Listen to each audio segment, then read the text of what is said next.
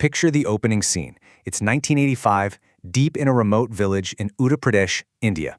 You've got this warm, golden morning sunlight casting a glow over peaceful mustard fields and dusty roads. Buffaloes are roaming around, kids are running barefoot, and right in the middle of it all, we meet our protagonist, Ajju. Today, we're tracking Ajju's incredibly powerful journey of self-discovery, and we're going to watch him evolve step by step from a place of just paralyzing weakness into an absolute powerhouse of courage. Now, looking at him, you'd see a 24-year-old guy, but his internal reality, it's completely dominated by this paralyzing, childlike fear. He is extremely shy, deals with intense social anxiety, and suffers from a really severe stutter.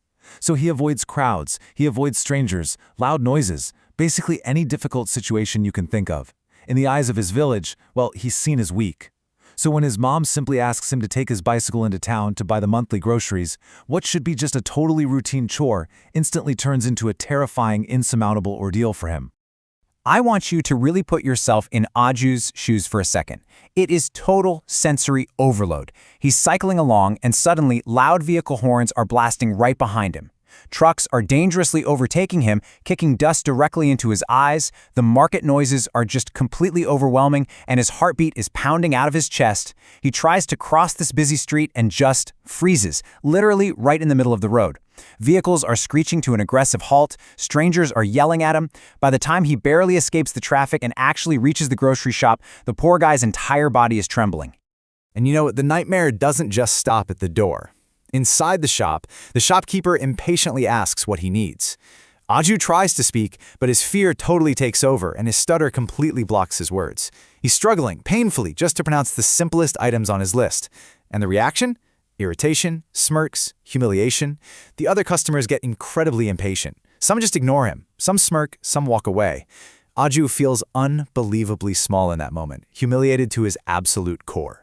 But then we get the inciting incident of our story. Right in the middle of all that mockery, this one calm, kind cashier notices Ajju. And this guy literally sets his own work aside. He patiently helps Ajju buy every single item on his list, slowly, without a single ounce of judgment. For the first time in that entire exhausting day, Ajju actually felt safe. He felt understood. So Ajju heads home in silence. Fast forward to about 8 p.m., the village is completely quiet. The room is dimly lit by this flickering lantern, and Ajju is lying there awake, literally too nauseous from the day's stress to even eat his dinner. His mind is just looping the horns, the yelling, his own helplessness. But then a new thought pierces through the dark. What if that cashier had not helped me? And that question just shakes him. He realizes, lying there in that silent room, that his entire existence is locked inside a prison of his own fear. That's when Ajju remembers his grandmother's childhood tales about the most dangerous spiritual journey on earth, the trek to Mount Kailash in Tibet. A place of deadly storms, freezing cold, unpredictable strangers, and impossible mountain roads.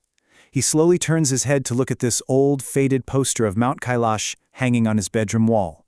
And right then, his eyes stop trembling. A fire ignites. He makes this profound realization.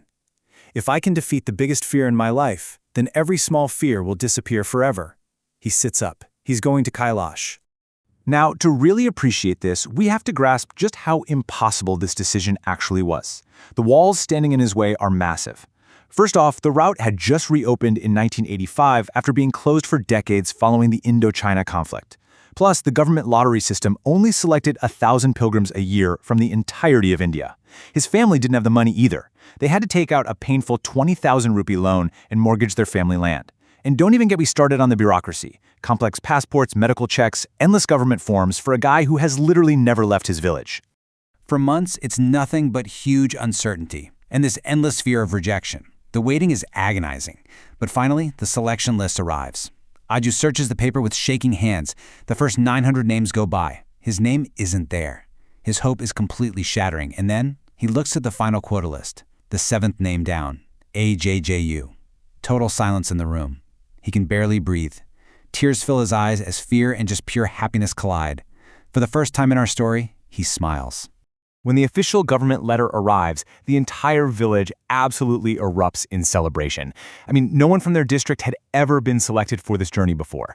The villagers just shower him with these incredibly emotional gifts: coins, prayer beads, copper bottles specifically to collect the holy water from Lake Mansarovar, letters, flowers. Ajju is no longer just a frightened boy traveling alone. He is physically carrying the faith, the hopes, and the blessings of his whole community right on his shoulders. And from here, it turns into this epic cinematic travel sequence. The scale is just stunning. Ajju is boarding giant, chugging steam trains. He's navigating these heavily crowded railway compartments. He's riding on rickety old buses, climbing incredibly dangerous, foggy Himalayan mountain roads with deep valleys and roaring rivers way down below. And finally, he faces the strict military medical exams. The doctors take one look at this thin, nervous village boy and seriously doubt he can survive the brutal Himalayan altitude. But you know what? He passes. For the first time in his life, he feels genuinely capable. And he really needs to be capable because the road ends here. Now begins a brutal 200-kilometer Himalayan trek. For 2 agonizing weeks, it's just a relentless assault on the human body. We're talking blistered feet, freezing nights sleeping out in the open air, heavy storms, and total exhaustion. Hunger is constantly gnawing at him. The lack of oxygen makes every single breath a battle. He's navigating dangerous cliffs, unpredictable river crossings, and sudden landslides. It is an absolutely unforgiving environment. Naturally, Ajju struggles badly.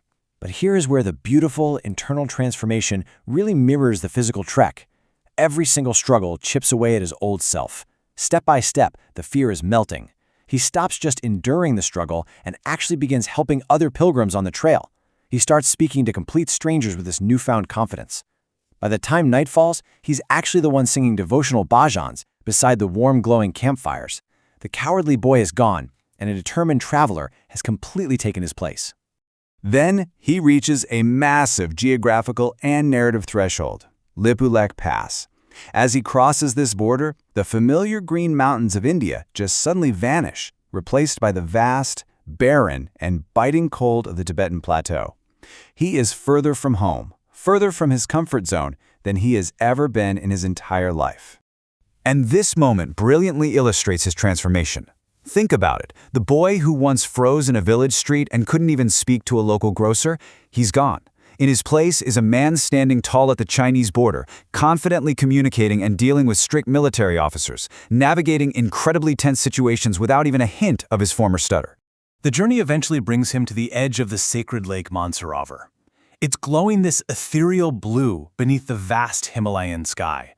And in this deeply emotional moment, Ajju wades right into the freezing, holy water. He softly chants Om Namah Shivaya.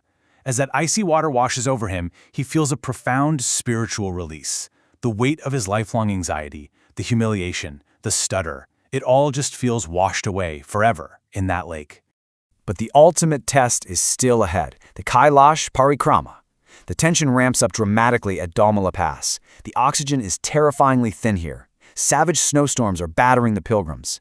People around him are literally collapsing from the strain, and the frozen winds are cutting like glass. Every single upward step feels physically impossible, and Ajju nearly breaks. He wants to give up. But in that moment of pure agony, he remembers his mom's loving voice. He remembers the kind cashier. He remembers the terrified boy he used to be, and he forces his feet to keep climbing. And then, at the final bend in the trail, the storm clouds suddenly part to reveal it in its full glory. Mount Kailash, massive, silent, completely divine, bathed in this spiritual golden sunlight. Ajju stops dead in his tracks, his eyes well up with tears, and he drops completely to his knees. After surviving the humiliation, the brutal weather, the pain, and the impossible uncertainty, the coward of a village has conquered the greatest fear of his life. He presses his forehead to the frozen earth, weeping in a state of just overwhelming peace and devotion. When Ajju finally makes it back to his village in Uttar Pradesh, the transformation is complete. The exact same neighbors who once pitied him, who saw him as weak, they're now gathering around him in absolute amazement. They welcome him back not as a frightened boy, but as a hero. His mother cries tears of sheer relief, and his father stands there in the background, offering this silent, deeply proud smile. Later that night, Ajju lies down in the exact same room, in the exact same spot where he once laid paralyzed by the fear of a simple trip to town. His mind flashes rapidly through the journey. The terrifying roads, the Chinese checkpoints, the freezing Himalayan storms, and finally, Kailash. He realizes just how incredibly far he has come. He smiles softly in the dark. The core takeaway from this unbelievable journey becomes so clear to him. No situation is bigger than patience, courage, and belief. He looks up at that old poster of Mount Kailash on his wall, and this time he feels absolutely no fear. Ajju's journey is proof that the prisons we build in our own minds can be dismantled, no matter how sturdy the walls might seem. So, I want to leave you with this final, provocative thought to chew on today. What is your Mount Kailash? What is that one monumental fear holding you back? And what is it going to take for you to finally pack your bags and conquer it? Thank you so much for exploring this incredible story with me today, and as always, keep learning.